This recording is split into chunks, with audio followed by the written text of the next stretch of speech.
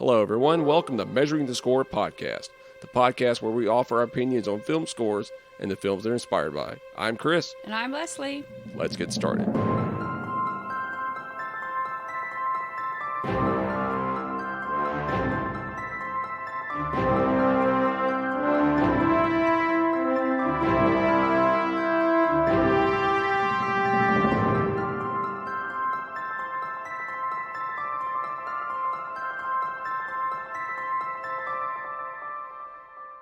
Hey everyone, this is episode 9, and today we're going to be talking about The Mummy, the 1999 film starring Brendan Fraser, Rachel Weisz. I think that's how you pronounce her name. Tongue twister. Yeah. And it was directed by Steven Sommers. But before we talk about that, Leslie, have you been listening to anything other than the score? Other than my typical Spotify favorites album, no. Well, I've actually been listening to the Godzilla vs. Kong Junkie XL, which is Tom Hulkenberg. He released 2 tracks. It was one called Pensacola, Florida, and it was Godzilla's theme. And the other one is Skull Island, which is King Kong's theme. It's fantastic to hear because he's bringing back the old Godzilla theme. You know, the really loud brass. It was wonderful. It was great to hear it. But King Kong sounds like he has a very regal sounding theme to him. So I'm Maybe Godzilla's going to be bad in this movie. Well, the theory is probably by the time this episode releases, the film's already come out and everything else. But the theory is that it's not Godzilla, it's Mechagodzilla. So I'm kind of hoping, because that's the way the trailer's playing out, that Godzilla is bad. So. Oh no, not Godzilla! Godzilla's bad. Not good. Yeah, that's what he is. He's not good. Oh, that's funny. Yeah. Nice pun there. Yeah. Also, I've been listening to the score to the video game Uncharted 4 by Henry Jackman. Yeah, I like the music to Uncharted for the most part. Well, it was the first 3 games were by someone else, and Henry Jackman, who's best known for Captain America 2 and 3, and also Captain Phillips. He did that as well. And he recently scored the Tom Holland film Cherry for Apple, which was directed by the Russo brothers from the Captain America and the Avengers films. And he's a fantastic composer, and apparently one time in his career he was actually going to quit composing film. It was Hans Zimmer who convinced him otherwise. He's like, hey, look, give it another chance, keep trying. And I think that's when he did Captain Phillips, and his career really took off at that point. I thought it was kind of cool. But today we're going to be talking about The Mummy, 1999, by Jerry Goldsmith. Now, I have to go ahead and admit, and you're going to give me complete crap for this. I am not. I don't. How do I put this and be nice about it? I'm Jerry Goldsmith is not one of my go-to composers. Wah wah wah! You fail. No. He's a great composer. He really is. He is a fantastic composer. And every time I've listened to his work, I always sit and listen and enjoy it. It's just he's not one of my go-to people, like Hans Zimmer or Marco Beltrami, Christopher Young, Graham Revell, Michael Giacchino.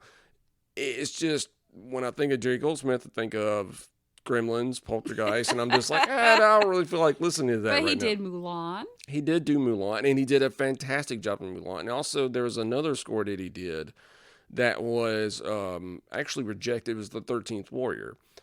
He was able to release that on soundtrack. And no, not 13th Warrior. I am so sorry. Timeline. It was Timeline. Oh, that crappy movie. Yeah. But the score was fantastic. And Brian Tyler come in and redid the score. But Jerry Goldsmith was allowed to release his, score. He did Star Trek? Yes, he did do Star Trek and Star Trek Next Generation, First Contact, in which that is one of my favorite Star Trek films. So he's a phenomenal composer. He really, I did not say that he wasn't. He really is. He is a legend. And I mean, you just don't like him. I'm just not a huge fan. Well, maybe you need to become a fan and listen to more of his stuff. then maybe he'll be your go-to. So sadly, I mean, that he has passed away, but I mean, like I said, he has ranked among one of the legends that he is. I mean, he, like I said, every time I've listened to his scores, I've always enjoyed it. Every time. Yeah, he passed away from cancer. Not long after he worked on the Mummy. I think there was a few other things in the works before he passed away, and he just got too sick where he couldn't. Wait, you said it was not too long after the Mummy? Yeah, I don't think it was too long after the Mummy he passed away. I might have to look this up. Well, while he's looking this up, I will talk a little bit about the movie. You know, it was released on May 7th, 1999. I was in Germany at the time it was released. It was a big deal, I remember, overseas. And granted, I didn't see it in the theater. We had a 2004. Yeah, 1999 is not that far from 2004. It's a good little ways away. No, it's not. Yes, it is. I'm a geologist. I look at time of eons, not a few years. Oh, okay. So we're going into eons now. I'm sorry. But anyway, back to what I was saying.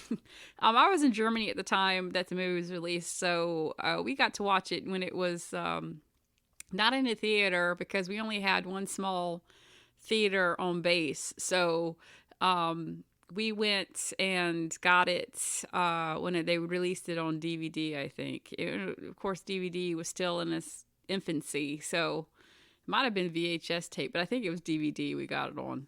See, you saw it on DVD, but I remember when I saw it, it was on VHS. It might have been VHS. I can't remember because it was the transition time between VHS and DVD. So some of the movies we got were actually on DVD, and then some of them that we bought at the time were on VHS. It was a really strange time frame.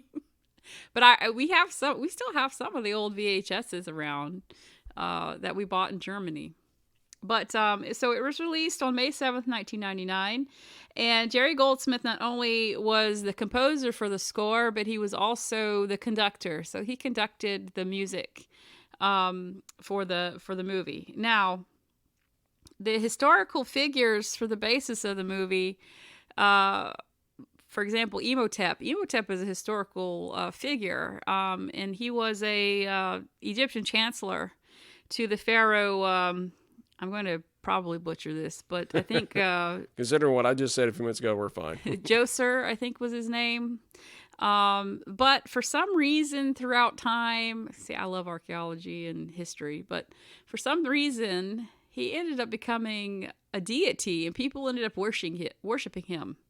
I wonder why. I wonder what happened there. I don't know what happened there, but the Egyptians were... they were, I wouldn't say arrogant people, ancient Egyptians rather, but they viewed things differently because they lived on the Nile, and the Nile was real fertile. So it could be that, you know, during that reign he might have done something good, because I think they said that the pharaoh at the time that he worked for, he was the one that created the step pyramid out in Egypt. So the film used... some historical references, but pretty much made up just their own the story. Names, yeah. Okay. Like Anaxunamun, I think that's how you pronounce King Tut's wife's name. And like in the second one, it's Nefertiti is. Yeah, Nefertiti. She's also historically accurate. So, and Nefertiti, everybody knows Nefertiti. So all the name, and Nefertiti is also related to King Tut. So they're all in the same family. Maybe that's the character. I could have said that name. Yeah, you have Nefertari and Nefertiti. Okay, that's accurate. I'm trying to figure out which one was in the second one. I think she was supposed to be Nefertiti, if I'm not mistaken. It's been a while since I've watched it. Yeah. Well, that's not the one we're talking about today. Exactly. So the historical figures in there were based upon real figures. Now, one of the things listening to the score, right when it starts up, it just screams Egyptian, and it screams action, adventure, and fun. That was one of the things I was really surprised by. I mean, I remember listening to the score, watching the film, and it had been a long time since I listened to the score by itself. But right when it starts up, it's big, it's bold, it's right there in your face, and it's fun to listen to. And one of my favorite tracks listening to was the Mummy Maya track attack. I can't really pronounce that one, but it was one of these things that you mentioned. It was called it had in there was syncopation. Yeah, it sounded syncopated to me, like a syncopated beat, which syncopation, for my non-music friends out there, is it doesn't occur on the beat itself. So it's a note that occurs off beat. And they typically use it to add either movement to the piece. So the first thing I noticed when I listened to me, it sounded syncopated. Granted, I hadn't looked at the sheet music, but I felt like Jerry Goldsmith used it to create that balance of running or walking or, being Right. adventurous. And I've noticed it. They say this a lot of time with like different composers. Oh, that sound, that's a Goldsmith sound or that's a Giacchino sound. And he does that a lot. He does that syncopated motion a lot in a lot of his scores.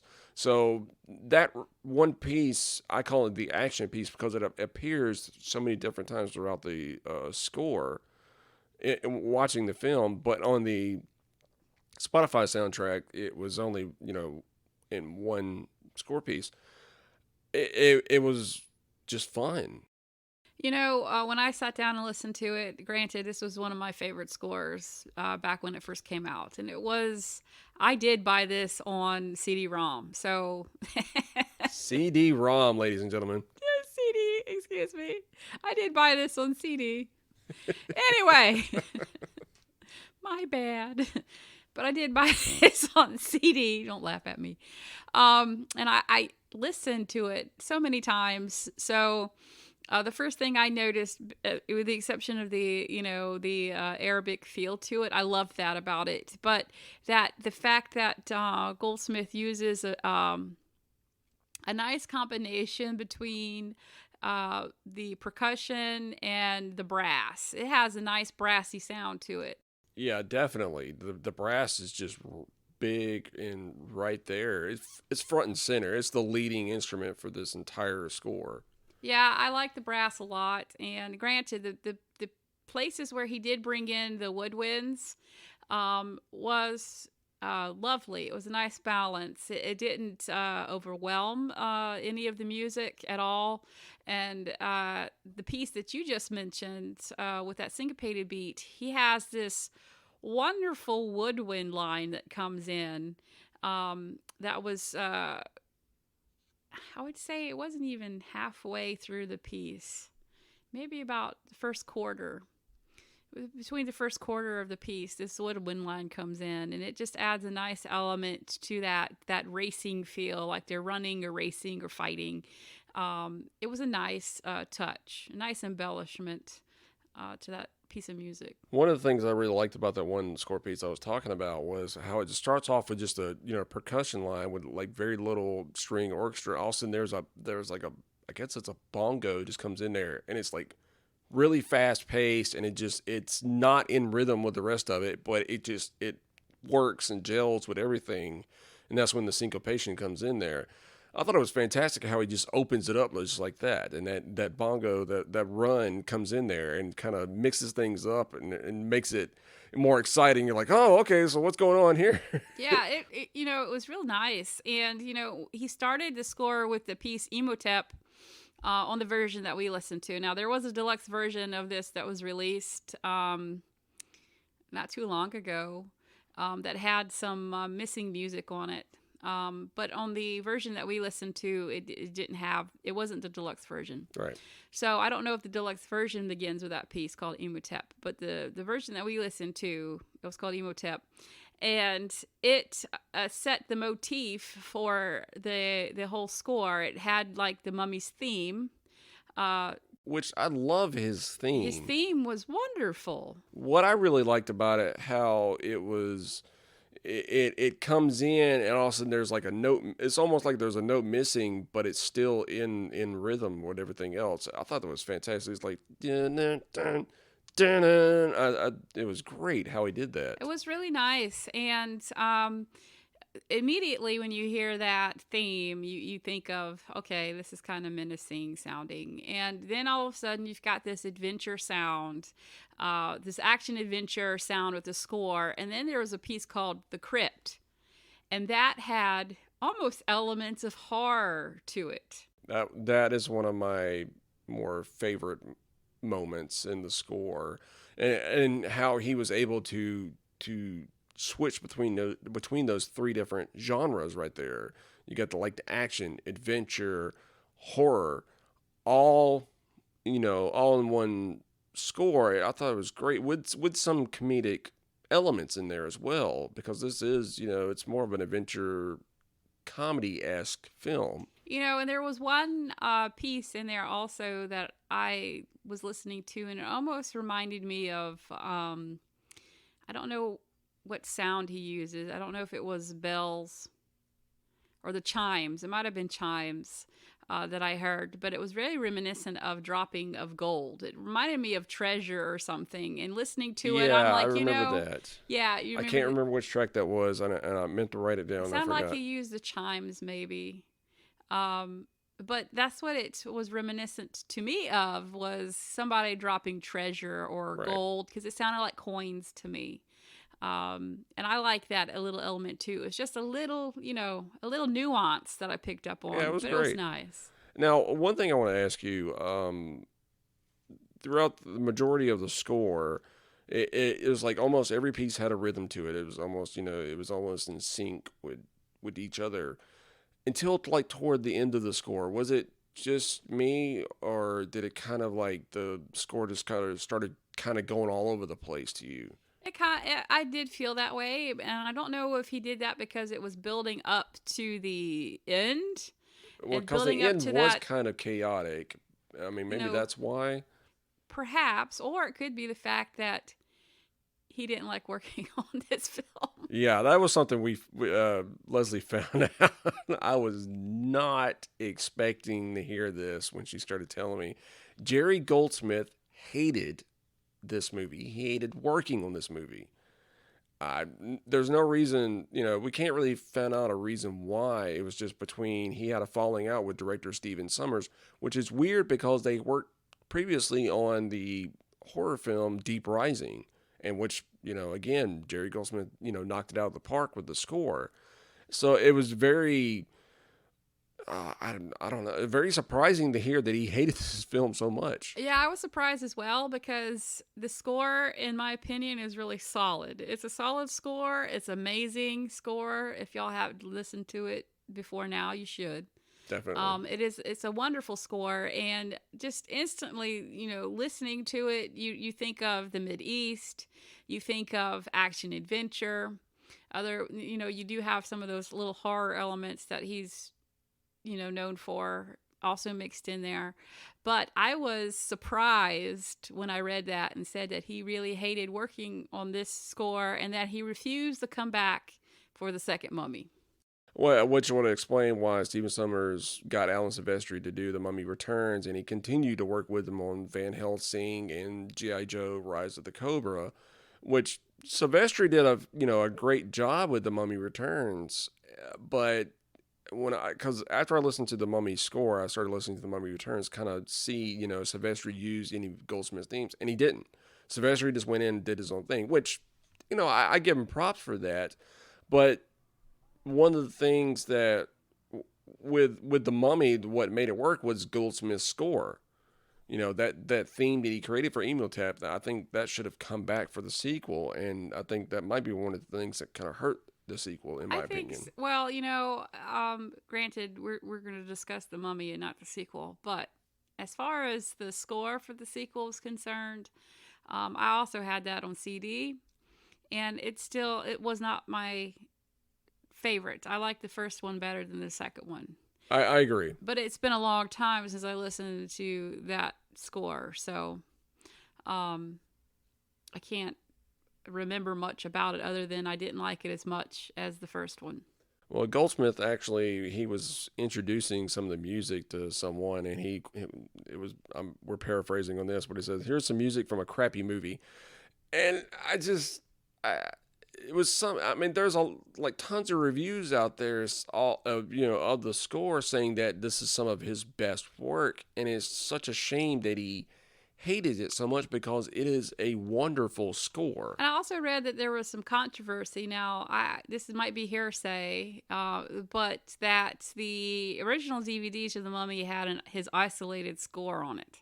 So if you left the, I think if you left the title screen running, his score played in the entirety, and he didn't get paid for that. Ooh. I think if I read that correctly, that's what that said. So, that could be another reason why he just kind of got fed up, because he wasn't getting, his rightful dues It for might the movie. might be the reason why they didn't use his themes for the sequel. That he probably wouldn't let them. It's quite possible, but like I said, I don't know how accurate or true that is, but I did come across that where they said that he wasn't happy that the isolated score was on the DVD. That's a shame. It really is. I mean, it's a shame they were doing that to him for one, and it's a shame that he had such a horrible time that he didn't like it that much. Yeah, and you can't really tell, because to me the score was, it was a wonderful score. Right. And it really is. It really is, because I mean, the moment it starts up, you automatically just get engrossed in the score as you're listening to it. And by the time I got to the end of it, I was like, "Oh wait, that's the end of it." Oh man, I wanted to hear more. I wanted to hear more. I really did, and I don't do that very often with scores. I'll just sit there like, "Okay, this is really good," or but this one I got involved in the score. I just kept going with it. Even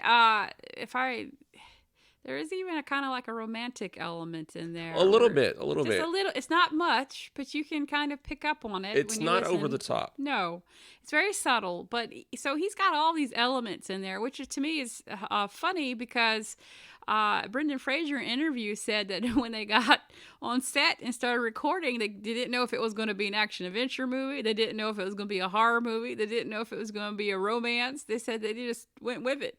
Well, it was kind of a combination of all three, really. and I don't know. I'm still mind blowing that he hated it so much, because I mean it's such a fun movie to watch, and it's such a fun score to listen to. I can't get over that one. Yeah, I was surprised. we were actually sitting down watching it, and that's when she's like, "Pause that for a second." So I paused it, and she started telling me this, and I'm going, "Wait, what?" Yeah. Because from what I heard, that Jerry Goldsmith was a very easy to get along with person. So Stephen Summers must have been major. Rubbed him the wrong way. God. Must have. And I guess because Deep Rising was Stephen Summers' more like his first film.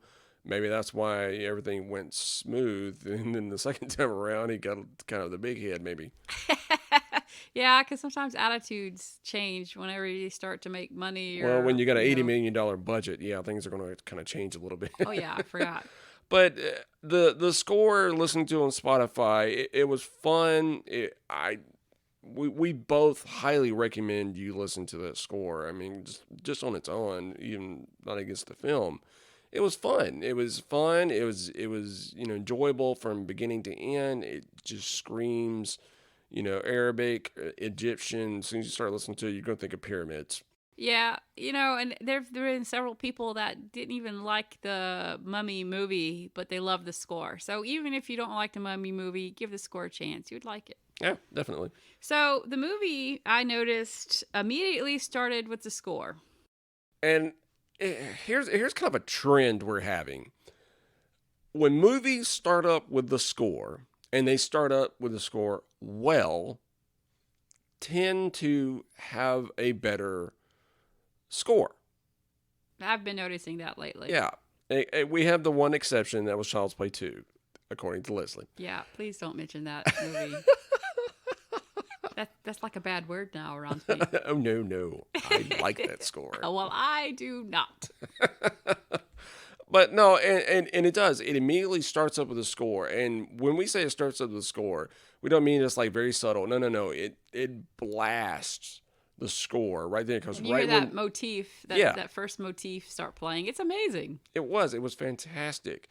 And you start hearing the choir come in, like when they're introducing what the the mummy when they're doing the process of the mummification at the very beginning. You start hearing Yeah. that low grumbling of the choir almost, and it was creepy. And that's what I forgot to mention when we were just discussing the score was that he had these voices placed throughout the score in such a way that it didn't overpower the score, but it added that creepy type of dark element to it. It was nice. That was one of my more favorite moments of the score was the voices coming in, the choir kind of grumbling in or chanting almost. That was great. And again, when the score starts up with the film, it was one of the things that encapsulates you into the film.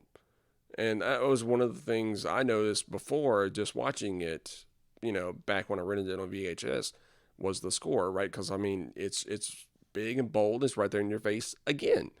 And at the very beginning. Yeah, definitely.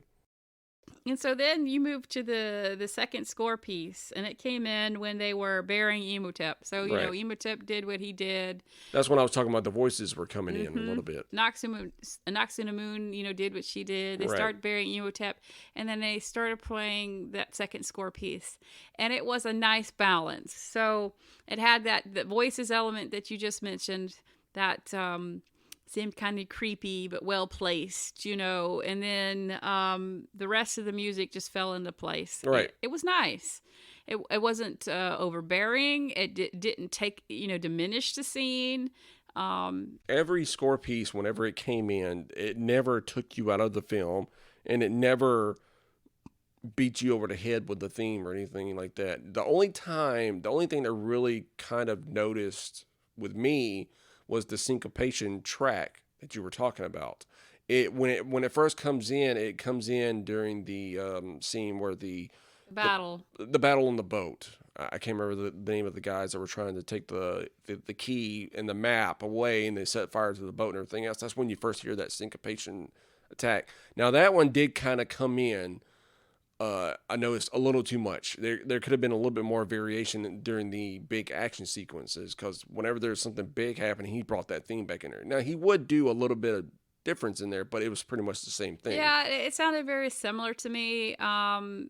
The boat scene that you were just talking about, and the scene in which they were at Hamunaptra the first time. That battle scene where they were fighting the Magi. Yeah, because he uses it in there. Yeah, it sounded very similar. No, it wasn't the Magi. It was the Tuaregs. Well, they look like Magi to me. Yeah, they look. Well, the Magi was there, but it was the Tuaregs. I got confused then. They're all wearing the same thing. They're desert people. They're desert people. Peaceful desert people, according to Brendan Fraser's character. Well, yeah, but not the Tuaregs. The Tuaregs are bad. I'm so confused. Yeah, exactly. But anyway, the pieces sounded similar to me. And it was using the same rhythms in there, But the rhythms matched the horses' movements. It matched the people running and fighting, and it didn't slow the scene down. I could imagine that being done a lot differently as far as on the bad scale, and it would not line up with that fight scene at all. No. It would not line up at all, and it would have ended horribly. But he didn't. He ended up keeping the pace with what was going on, which was nice. Yeah, it was. And then you get the fantasy element in there with the mummy's face appears in the sand right before Brendan Fraser, and he's like, ah! And as a composer, I know how hard that is to balance that, all of those type of elements in there. And it is. It's a hard job to do, and he pulled it off and knocked it out of the park. Definitely. So right after that battle scene at Hamunaptra, then they showed Evie, and Evie is in the library. Okay, so this is the scene where she knocks the bookcases down. Now, you told me this happened in one take. They did it in one take. Now, if you haven't seen the film, she's trying to reach over and put a book behind her on a different shelf, and she's on a ladder. And right when she's doing this, the ladder stands up and she's kind of dancing with it, trying to balance With it high heels on. with high heels on. Because this is in the 30s. Yep. So she's trying to balance herself and she's looking around. And that's when the ladder goes forward and she knocks into the bookcases and they go tumbling like dominoes, all in a big circle all around her. And now, when you told me that they did this one take, that is amazing. It is amazing. Can you imagine that if it did not take a one take, the reset of all those books would have been horrible. I bet they were like, whew, I'm glad this worked. I would not be happy. Like, prop person, get over here. We need you to set some books up. I would have hated to be the prop person on that one. Set decoration, we need some help over here. You get home, what did you do today? I set books all day. What did you do today? Don't talk to me. Hey, Dad, can you read me this book? No, get that book away from me. I don't want to see books ever. Words, I don't want to see words. Anyway, we regress. Yeah. So that scene is immediately followed with a prank that her brother did. And I noticed right away there was a lack of score there. Now, see, it bothered you. It didn't bother me. I felt like if they would have put some score there, it would have maybe built up the suspense just a little bit to show that she was really frightened. It didn't to me. So to me, it kind of fell short with that. Yet, she was trying to figure out what that noise was and went in there and there was like no music. So to me, it was just a bit awkward. Maybe they didn't want to. The only thing I can think of for that one was they were wanting to let the audience know, hey, this is a false scare. There's nothing really wrong here. The other scene that I noticed that was missing music was in the hanging scene where Brendan Fraser's character gets hung. Now, see, that I can kind of understand because there's so much going on. All the prisoners are yelling and everything else, and there's a lot of dialogue right then and there. To me, that was another instance where I don't really think score should have been needed, because there's like a little bit of score right when he gets freed and everything else, and she's standing up looking at him like she's overpowering. She's got the power over him now, and she's got that look. And she does. I mean, because she got him free, so she's like, "You're mine now," basically. Wink, wink. Yeah. Little spoilers at the end of the film if you haven't seen it. Wink, wink. But anyway, I noticed that there was a lack of score there as well. But throughout the rest of the movie, the score has rung true with what we heard on the isolated score when we listened to it on Right. Spotify. It seemed everything flowed into place, and it elevated the parts that it needed to elevate. It brought down the parts that needed to bring down. It did what it was supposed to do, I felt like. This score is one of those scores that's kind of hard for us to talk about because everything's good about it. I mean, there was really nothing bad in the score listening to it on its own. There was really no moments watching the film where it was overpowering or it brought you out of the film. So it's kind of like it's kind of one of those moments where this is like, the score was good. Yeah, it was a very solid score. And even at the end, that major fight scene at the end, where you have, he brought Anck-su-namun back, and they were going to kill Evie. And he's got his priest, his mummy priest. His priest, and and that's where we were talking about the score kind of gets a little. But there was a lot going on because her brother was trying to read from the book, to take Imhotep's mortality, and they were. Brendan Fraser's character was trying to, Rick rather, was trying to, make sure that Evie doesn't get killed by Anck-su-namun. And, in the meantime, you've got Imhotep trying to kill Rick. Right. So you had all of this stuff going on. Yeah. So, I mean, yeah, I can kind of understand why the score, listening to it on its own, kind of got a little wonky toward the end, but with the film it worked. It matched perfectly. Now, one of the things that I really liked about the score, listening to it on its own and with the film, was the low brass that he used. Yeah, and everything that I've ever read about Goldsmith, because I hadn't listened to many of his scores by themselves, But anything that I've ever read about him, they said he is known for his use of rhythm and brass. Right. Which that's what I was talking about before. The majority of the scores, there's a lot of rhythm going on until towards the end, where it kind of loses the rhythm, so to speak. But it was, I think at that moment, that's where he's trying to match more the scene, not the story. So I got a fun fact for you. The scene with the hail was done with painted dog food. So they painted the dog food white, and they started throwing it over the top of the cameras to make it look like it was falling. That is a lot of dog food there.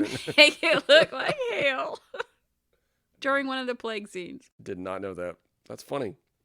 Isn't that great? That was the scene where they're running and there's like huge, looks like meteors coming out of the sky, and they're crashing into the buildings. Everything's blowing up around them, and that's when you would see like this one guy standing in the foreground, and he catches on fire, and you see all this like hail coming around him. So it's not hail; it's painted white dog food. It's dog food. That's funny. I wonder what brand. I don't know. They probably got Old Roy or something real cheap. Walmart. Oh man, whatever. I hope they use a spray paint or something just to spray it on there real fast, because if they had to hand paint every single one of them, Oh my goodness. Oh. What'd you do today? I painted dog food. and stacked books. Stack books. This is the worst movie ever. According to Jerry Goldsmith. So the first part of the movie in the desert was filmed in Morocco. And Brendan Fraser, in one of his interviews, they were talking about them alerting everybody about this particular snake. He said it was like a yellow snake with black spots or something like that. And they said, if you see the snake, avoid it at all cost, because it was highly venomous. He said, and he went on a bathroom break, I guess, out in the desert. And he was standing there and he looked down, and guess what was there? The snake. That snake. Oh, man. He's like, uh-oh, we gotta go. Well, another one of the things that you were telling me about was with Arnold Vosloo, who had played the Mummy, was when he first showed up for this fitting, and they're putting him in this G-string type thing, and nothing's fitting. He's like, oh, we got a fat mummy here. Yeah, he said he liked beer a little too much, so he had a little, pudgy belly, and so they had to put him on a diet before they started filming the movie. He got in shape for this movie, because that's what with the whole fat mummy thing. That's what kept popping in my head the whole time I'm watching the movie. And I'm looking at it, I'm like, man, he really got in shape for this movie. Well, they said that he's like, they gave me the diet food, and I did the exercising and running around, and he said it worked. And from what I've heard about him, I heard he's like a super nice guy, fun to be around and everything else. Because I remember in another one of Stephen Sommers' films, Odd Thomas, he played one of the ghosts in there. And I can't remember what it was he did, but He was an Odd Thomas? yeah, he was really brief moment, but it was like he took his arm off or something and started waving at Anton Yelchin's character, something funny, and it's like completely, nothing like the Mummy character. And Summer said that he wanted to have Vosloo play a character like that because how he is in real life, how much fun he is, how lighthearted this guy really is. That's wonderful. Watching the movie again after all these years, I'm going to warn you guys, the effects have not stood the test of time. Oh man, there are so many Some scenes. of them are kind of bad.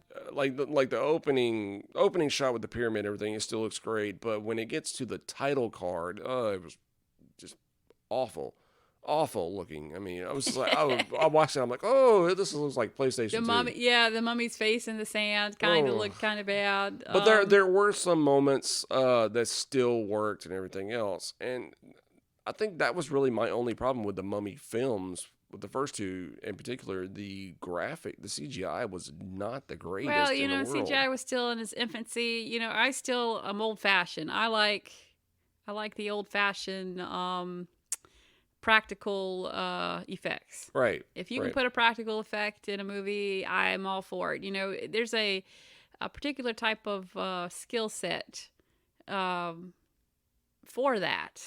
And even with the black and white films, things were in black and white. So in order to try to denote light and dark and what it took skill. And so I like the practical effects. So, you know, we're talking about a movie, a CGI movie in its infancy. And yeah, it has not stood the test of time at all. And now the film was, I guess you could say, remade in 2017 with Tom Cruise, and that score was by Brian Tyler.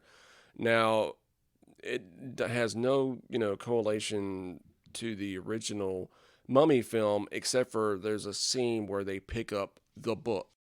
I don't remember that scene in the movie. I hadn't watched it in a while. I think I watched still it haven't seen it. once. I still have not seen it yet. Now, I have listened to the score for that.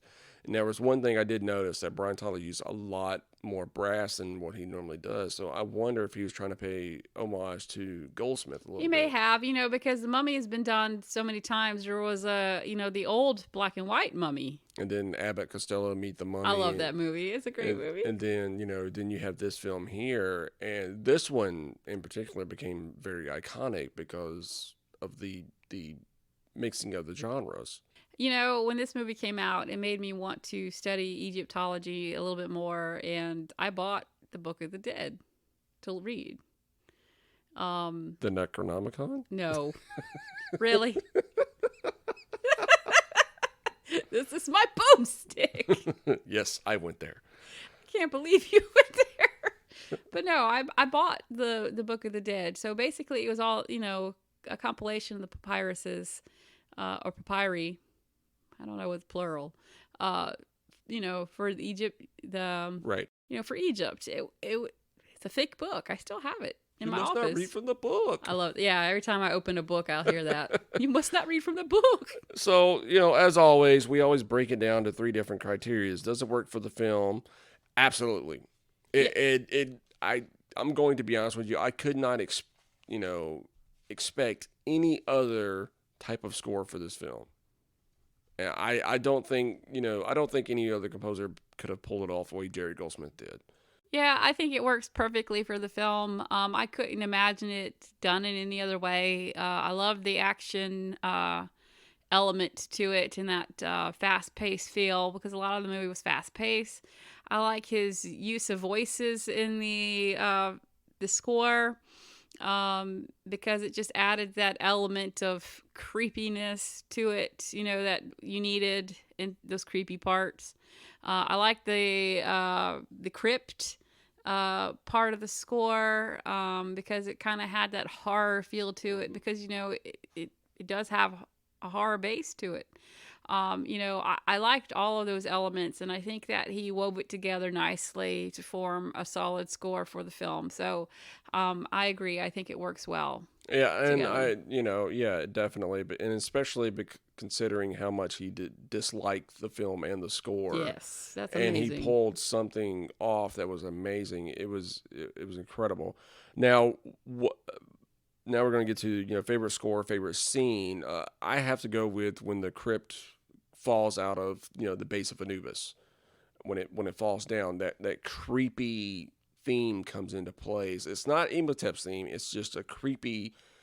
I'm gonna call it the sarcophagus theme, because that's when the choir comes in and this low brass is playing, and it's just so eerie. And unlike everything else in the score, but yet it works well with the score. That was one of my favorite score pieces to listen to. I like the scene. There's actually 2 scenes I like. The first one is the camel race, or they're racing to Hamunaptra on the camels. I love that. It was well done. And sadly, that was one of the tracks that was not on Spotify. Yes. For some reason, it was grayed out. There's like somebody.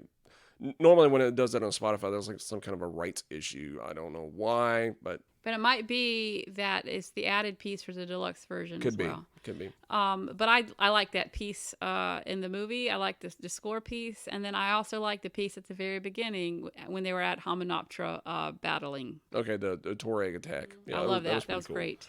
Now, what could have been done better? As I mentioned, I feel like they should have added just something at the beginning where her brother was tricking her in the library. I wanted to hear something there, even if it was subtle. I wanted to hear something. So I felt like that could have been done better. That they could have put something there, to kind of amp up that suspense just a little bit. Okay, I can kind of agree with you with that scene. There could have been something, just there to kind of throw you off a little bit. So yeah, but that's such a minor thing for the rest of the Yeah, it score. is. It's really minor in the grand scheme of things. The rest of the film, I didn't see anything that could have been done different or better. I liked it same all. here.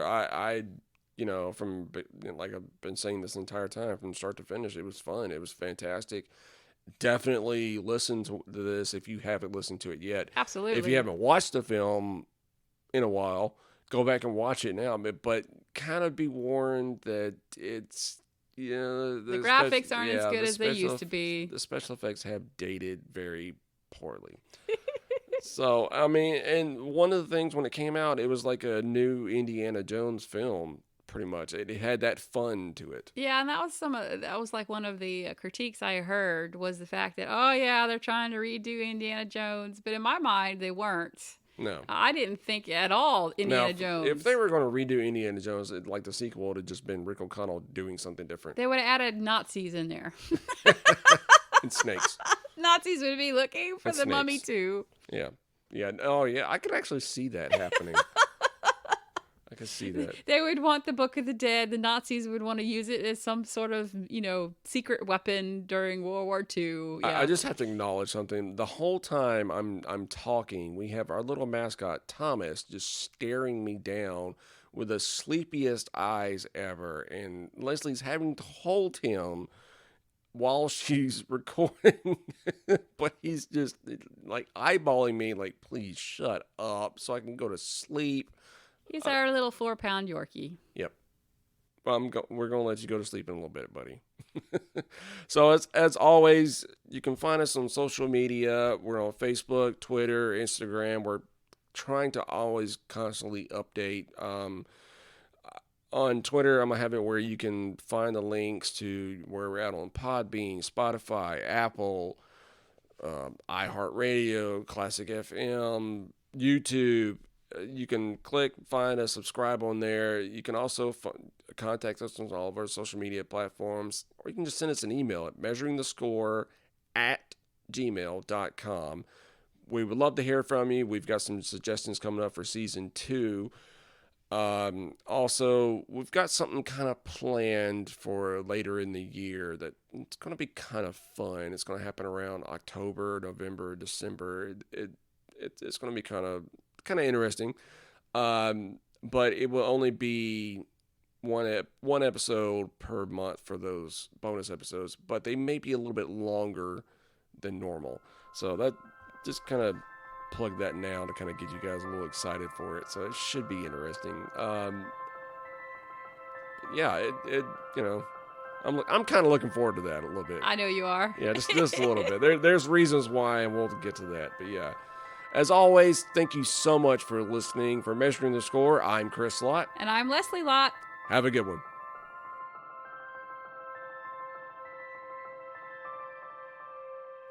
Hey everyone, before we completely close this episode out, I want to give a quick shout out to Sean, Andrew, and Sam over at Cheapseat Reviews. They were awesome enough to have us on for the Ready Player One episode. Those guys were a ton of fun, and also they have a lot of great, hilarious content. Well over 300 episodes. That is insane to even think about. I mean, seriously, but they are a ton of fun. Also, want to give a quick shout out to Mark and Joe over at the Digital Dissection podcast. We were a part of their Firefly week, starting with Jesse and Ricky of Sudden But Inevitable Rewatch podcast, which is a Firefly podcast. Then you got us in the middle where we talk about the scores for Firefly and Serenity, and you guessed it, we measured the scores to see if they work or not. Also, Sean from Cheapseat ended the whole thing up with Serenity. Ton of fun. All those podcasts are great friends of this podcast. So make sure you go give them some ratings, some reviews, and when you do, tell them we sent you. As always, for Measuring the Score, I'm Chris. Have a good one.